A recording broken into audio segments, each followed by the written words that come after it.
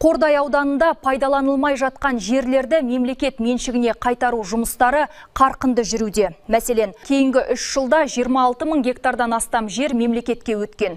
Бұл учаскелер алдағы уақытта қалай игерілмек? Тілші айтады.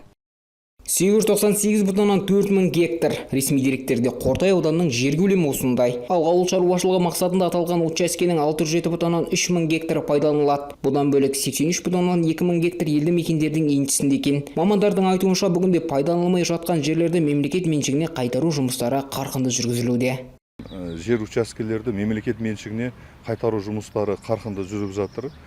2023 жылдан бастап қазіргі таңға дейін бізде Қордай ауданында 26 мың гектар жер мемлекетке қайтарылды. Оның 18 мың гектар жері жайылым жер учаскелері болып табылады.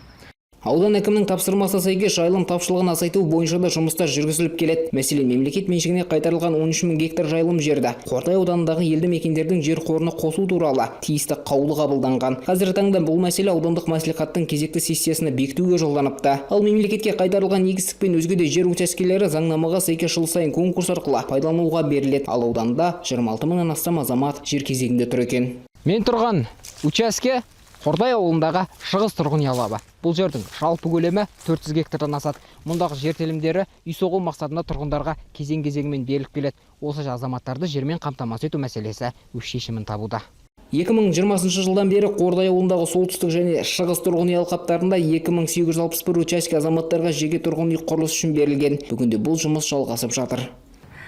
Жер кезегінде 2010 жылы жаңағы арыз бергем. Содан міне 15 жыл болды. Кезектің келіп отырған кезі осы жер салада мамандағы жігіттер шақырып, осы келіп алыңыз жеріңізді деп. Сонымен келдім, документтерімі өткіздім. Бір аптаның ішінде бәрін жүзініп берді.